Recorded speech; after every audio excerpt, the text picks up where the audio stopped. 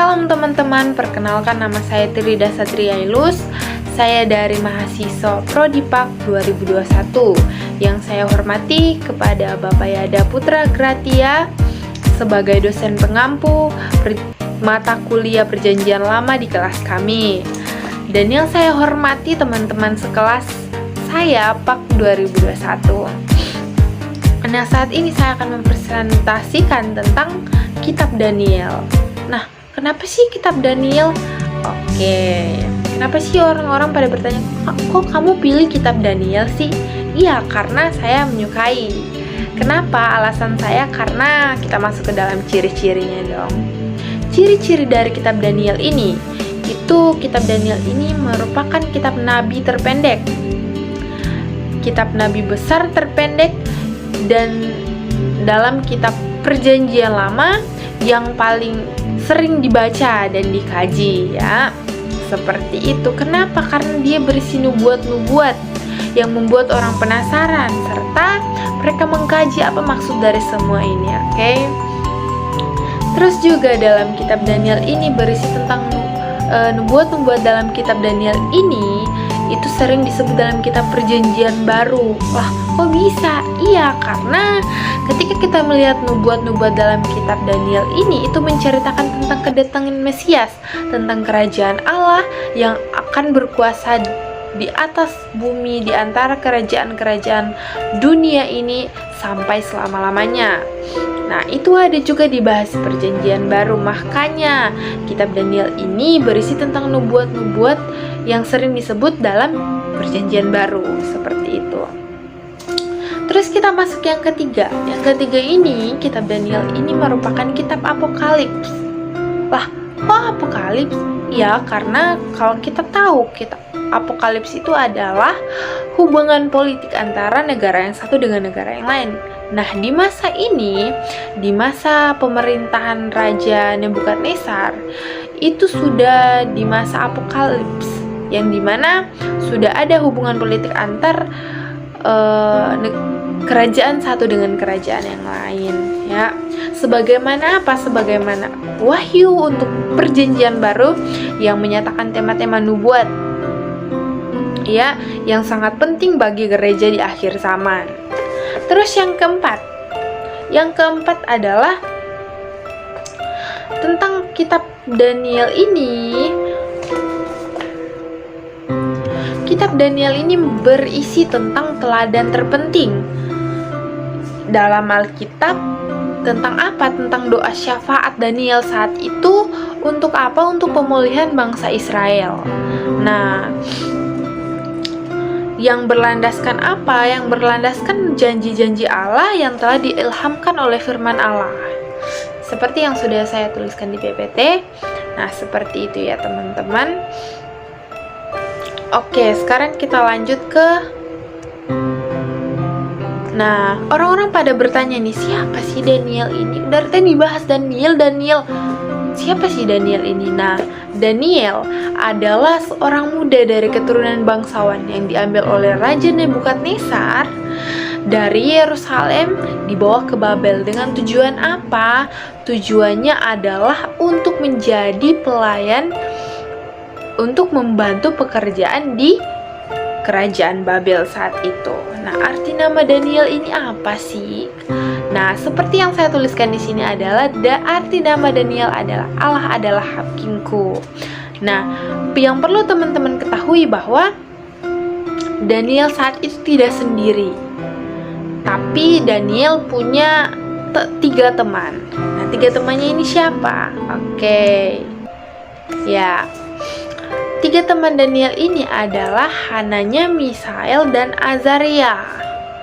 Nah, kemudian ketika mereka pergi ke Babel, nama mereka yang dari bahasa Ibrani itu diganti ke bahasa Aram oleh Raja Nebukadnezar. Nah, Daniel menjadi Beltsasar, Hananya dinamakan Sadrak, dan Misael dinamakan Mesak, Azaria dinamakan Abednego. Nah, yang menjadi pertanyaan kita di sini, kenapa sih mereka nggak menolak waktu diberikan nama ini? Nah, alasan mereka itu adalah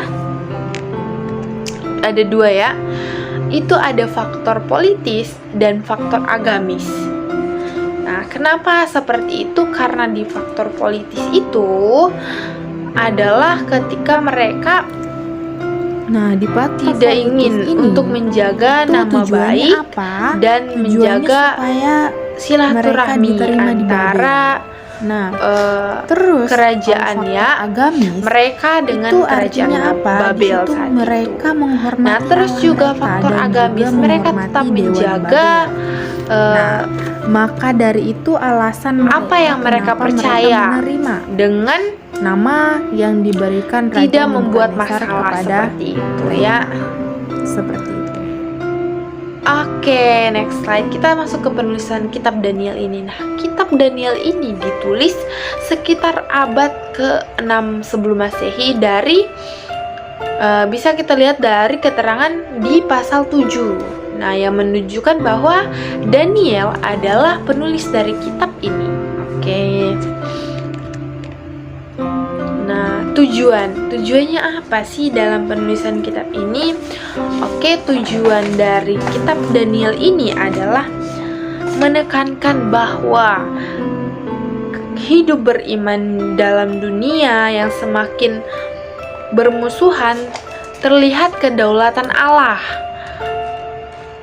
dalam kemampuannya untuk melepaskan atau memberkati orang-orang yang setia terhadap iman dan keyakinan mereka. Contohnya apa? Contohnya ketika Daniel dan teman-temannya itu sudah menjadi patokan dari kitab ini yang perlu kita pelajari, bahwa ketika karena kesetiaan mereka sama Tuhan, karena iman mereka sama Tuhan, Tuhan memberikan mereka, melindungi mereka dari segala sesuatu yang terjadi. Seperti ketika apa? Ketika Daniel dibuang di gua singa, Tuhan berkati, Tuhan lindungi sampai Daniel tidak jadi dimakan oleh singa. Padahal itu memang hal yang menurut kita itu tidak mungkin, tapi bagi Tuhan itu mungkin. Oke, terus juga tentang kisah Sadrak, Mesak, dan Abednego yang dibuang di dalam perapian yang menyala-nyala, dapur perapian yang menyala-nyala. Bagaimana bisa tidak mati kalau kita dibuang di dapur perapian yang menyala-nyala? Sedangkan apa ya, tangan kita kena api ya, sedikit itu udah sakit banget kita rasa. Tapi pertolongan Tuhan atas Sadrak, Mesak, dan Abednego ini nyata dalam kehidupan mereka. Mereka tidak hangus sedikit pun, bahkan tidak, rambut mereka masih utuh. Ya, itu karena apa? Karena iman mereka yang membuat Tuhan menyertai mereka. Nah, itu juga penting sekali dalam kehidupan kita ya, perlu. Makanya tujuan dari kitab ini untuk mengajarkan kita supaya selalu menjaga iman kita, tetap setia kepada Tuhan, karena Tuhan selalu menyertai anak-anaknya yang setia terhadap Tuhan tentunya ya teman-teman.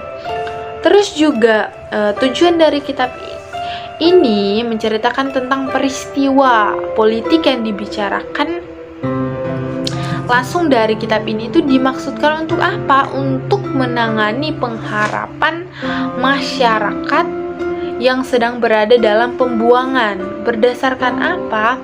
Berdasarkan pada apa yang mereka bicarakan, apa yang mereka baca dari kitab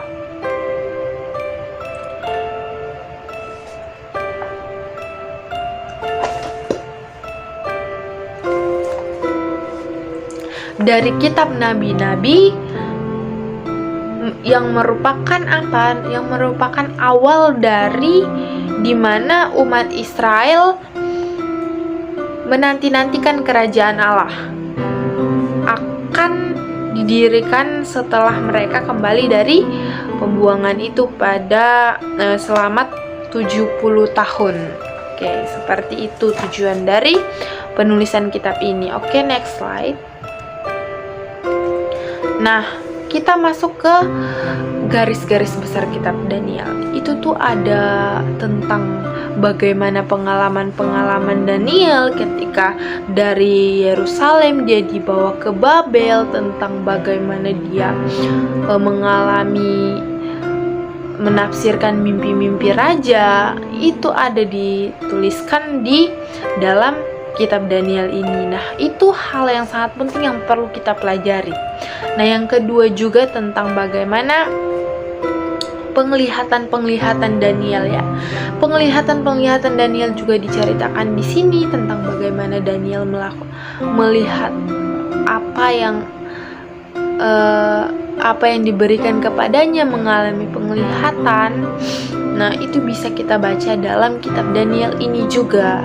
Nah, teman-teman tidak perlu ragu, tidak perlu khawatir mengenai nubuat atau penglihatan yang diberikan kepada Daniel. Kita tidak perlu lagi mencari penafsiran dari berbagai macam narasumber, karena dalam kitab Daniel ini, makanya tadi saya katakan nubuat-nubuat yang rinci ya, yang paling rinci ada di dalam kitab ini, karena nubuat-nubuat dan penglihatan-penglihatan Daniel ini sudah dijelaskan artinya, maknanya dalam kitab ini juga, sehingga kita tidak perlu lagi mencari dari kesian narasumber yang lain ke narasumber yang lain. Nanti takutnya kita bisa EICGC ya, EICGC. Tapi kalau kita memahami betul-betul tentang Alkitab, makna dari Alkitab ini, karena firman Tuhan yang sesungguhnya, kebenaran yang sesungguhnya itu ada dalam Alkitab. Nah, begitu ya teman-teman. Terus kita lanjut ke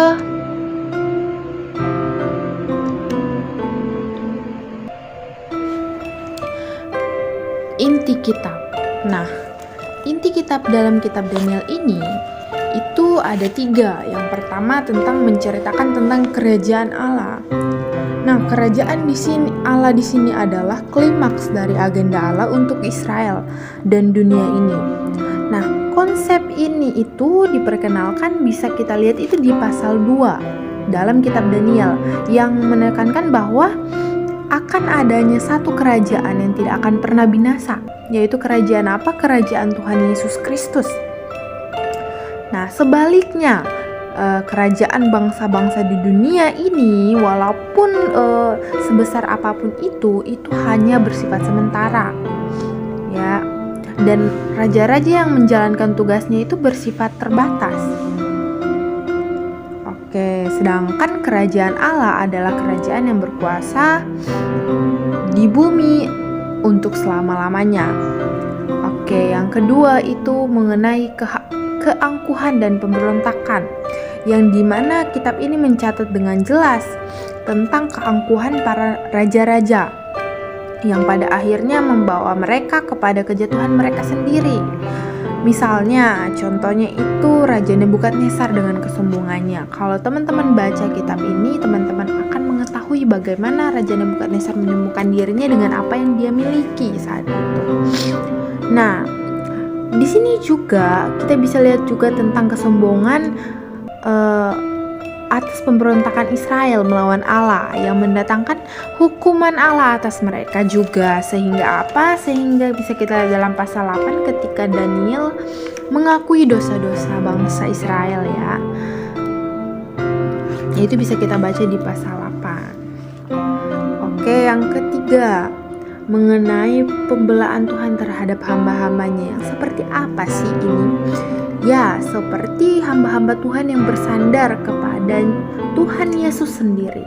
Itu mendapatkan apa? Mendapatkan kekuatan agar dalam keadaan bagaimanapun, yang walaupun itu sudah tidak memungkinkan, tapi mereka tetap setia bersandar kepada Tuhan, beriman kepada Tuhan. Contohnya seperti apa? Seperti ketika Daniel di gua singa, Tuhan menyertai dia. Dan seperti Sadrak, Mesak, dan Abednego, Tuhan menyertai mereka. Walaupun memang dalam situasi ini secara logika itu gak memungkinkan bagi kita untuk mereka selamat saat itu, tapi Tuhan melakukan hal-hal yang luar biasa Kenapa? Karena mereka setia dan mereka beriman kepada Tuhan. Ini juga yang perlu kita pelajari dalam kehidupan kita sebagai anak-anak di masa sekarang, yang dimana kitab ini kisah tentang Daniel, Sadrak, Mesak, dan Abednego perlu kita pelajari. Nah, oke, sekian dari saya untuk kitab Daniel ini. Lebih dan kurangnya saya mohon maaf. Semoga ini bermanfaat untuk kita semua. Terima kasih. Tuhan Yesus memberkati.